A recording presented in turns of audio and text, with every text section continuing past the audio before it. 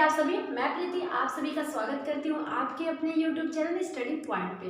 तो दोस्तों उम्मीद करती होंगी कि आप अपना और अपनी फैमिली का अच्छे से ध्यान रखते होंगे। तो ये हमारा क्लास थर्ड यानी कि ये तीसरी वीडियो होगी आप लोगों के लिए। इससे पहले की वीडियो में बता दिया है कि हम लोगों को क्या क्या पढ़ना है, क्रम से क्या क्या चीज़ें पढ़नी थी, ये सब मैंने बता दिया था। लिविंग ऑर्गेनिज्म का कैरेक्टर क्या था ये बता दिया था। तो आज इस वीडियो में सबसे पहले हम स्टार्ट करेंगे सेल से, है ना। हम लोग को सेल पढ़ना था, सेल यानी कि कोशिका के बारे में पढ़ना था, यही ना। मैंने इसके बारे में थोड़ा सा पहली वीडियो में, इससे पहले वीडियो में बताई थी। आई होप कि आप लोगों ने वीडियो देखी होगी और आपको पसंद भी आया होगा। उसी तरह आप इस वीडियो को भी सपोर्ट कीजिएगा और मुझे सपोर्ट कीजिए, मेरे चैनल को सब्सक्राइब कीजिए अगर आप नए हो तो, और अपने दोस्तों तक शेयर कीजिए अगर आपको वीडियो अच्छी लगे तो। ठीक है, आप देखिए एक बार, अगर आपको किसी चीज़ की कमी रहे तो आप कमेंट करके आप जरूर बता सकते हो। तो चलिए अब मैं बात करती हूँ सेल के बारे में। इस वीडियो में हम सेल यानी कि कोशिका के बारे में जानेंगे। लिविंग कैरेक्टर, जितने भी अर्थ पे आप जितने भी लिविंग ऑर्गेनिज्म देख रहे हो, जो भी देख रहे हो, कुत्ता, बिल्ली, शेर, ह्यूमन बॉडी या प्लांट्स भी लिविंग होते हैं ना। तो जितने भी लिविंग ऑर्गेनिज्म देख रहे हो वो सभी चीज़ें किससे मिलकर बनी होती है? सेल से मिलकर बनी होती है। हमारी पूरी बॉडी सेल से मिलकर बनी होती है। मैम सेल से मिलकर बनी है। कितने सेल लगे होंगे बॉडी को बनने में पता है आपको? और 36 से 38 ट्रिलियन, 36 से 38 भी आप कहीं कहीं देखोगे लिखा होता है बुक में ट्रिलियंस। अब ये ट्रिलियंस क्या है मैम? ट्रिलियंस का मतलब होता है कि इनके बाद 12 शून्य लगा देना, यानी कि 12 जीरो लगा देना। 12 जीरो लगा दोगे ना, 38 ट्रिलियंस कहलाते हैं। सोचिए हमारा शरीर इतने सारे सेल से मिलकर बना है, तो इसकी कुछ खास बात होगी ना? बिल्कुल है। इन सेल्स में बहुत सारी चीज पाई जाती है। धीरे धीरे मैं बताऊंगी आपको, स्टेप बाय स्टेप सब कुछ सिखाऊंगी। ठीक है, पहले ये जानते हैं कि मैम सेल होता क्या है। सेल तो बॉडी में बना दिया, ठीक है। हमारी सारी सब जो भी लिविंग ऑर्गेनिज्म आप देख रहे हो उनकी बॉडी सेल से मिलकर बनी होती है। तो मैम सेल एक्चुअली में है क्या?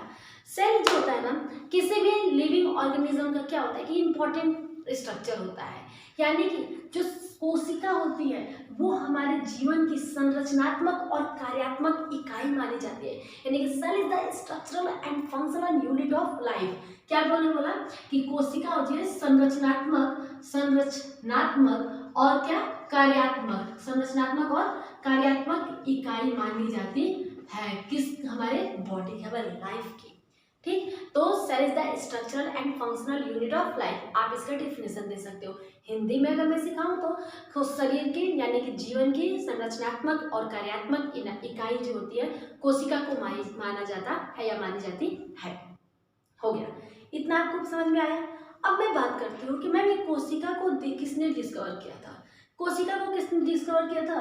तो आपको पता होना चाहिए कि कोशिका की खोज रॉबर्ट हुक ने, किसने किया था मैम? रॉबर्ट हुक साइंटिस्ट, जिन्होंने 1665 में किसकी खोज की थी? कोशिका की खोज की थी। कोशिका की खोज कितने की थी? 1665 में रॉबर्ट हुक के द्वारा किया गया। मैम कहाँ किया गया था? अगर किया भी जा रहा है तो कहाँ पे खोज किया गया था?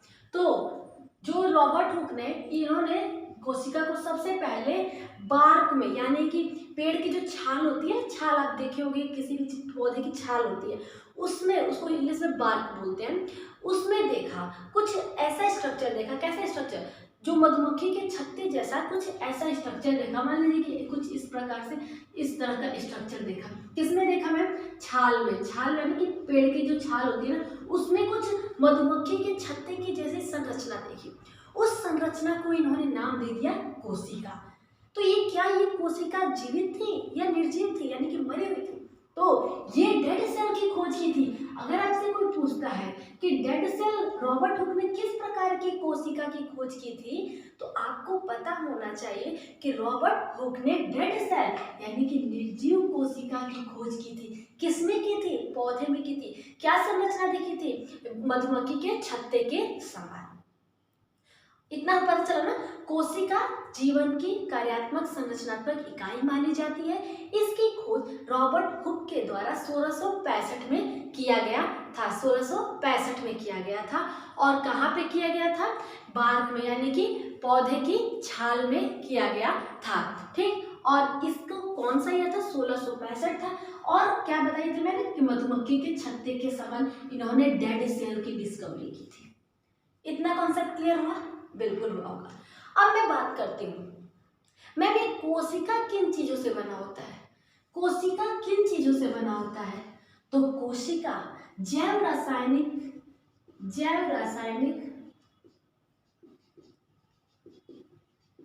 यौगिकों से मिलकर बना होता है। जैव रासायनिक यौगिकों, इसको इंग्लिश में बायोकेमिकल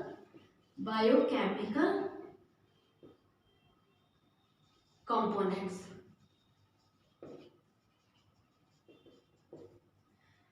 जो कोशिका होती है वो जैव रासायनिक यौगिकों से और जो तत्वों से और बायोकेमिकल कंपोनेंट से मिलकर बना होता है। आपको ये पता होना चाहिए।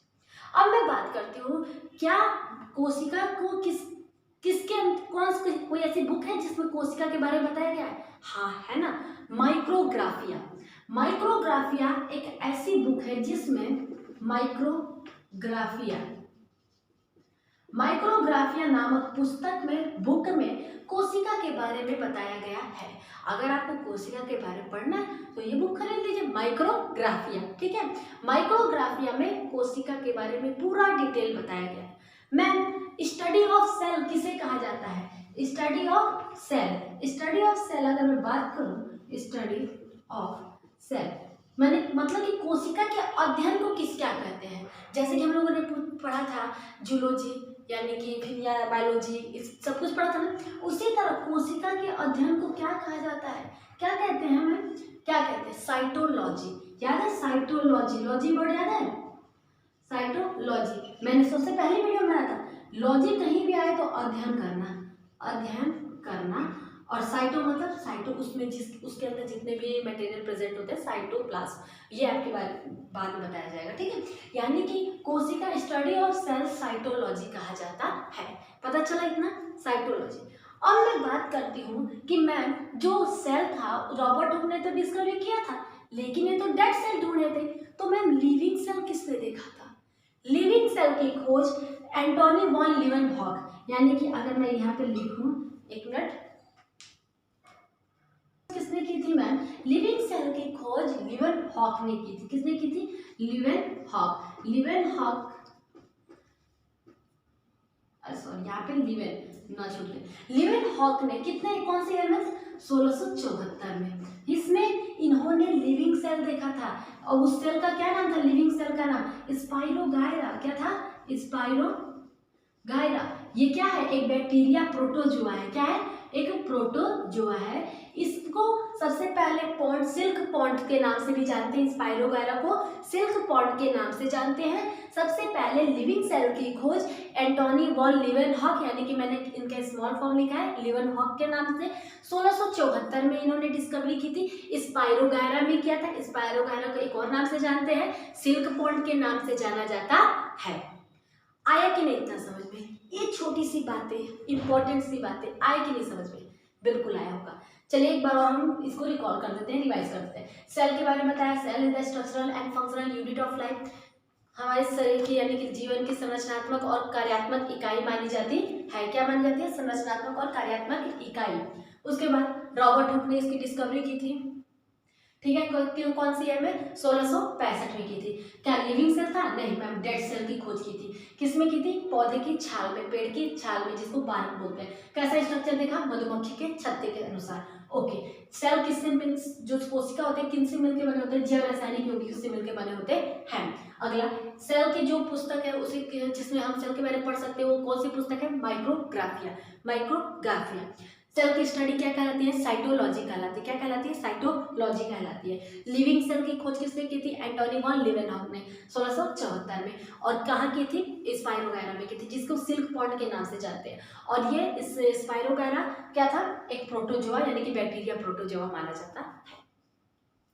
आई होप कि आपको वीडियो पसंद आई होगी, समझ में आया होगा। पसंद आए मतलब समझ में आना चाहिए। ठीक है, चाहे आप कहीं से पढ़े, किसी से पढ़े, जो भी पढ़े, आप समझिएगा, हर एक बात को समझिएगा, रटिएगा नहीं, याद नहीं करना है। याद ऑटोमेटिक हो जाएगा। जब आप किसी चीज़ को समझेंगे ना, वो खुद से याद हो जाता है।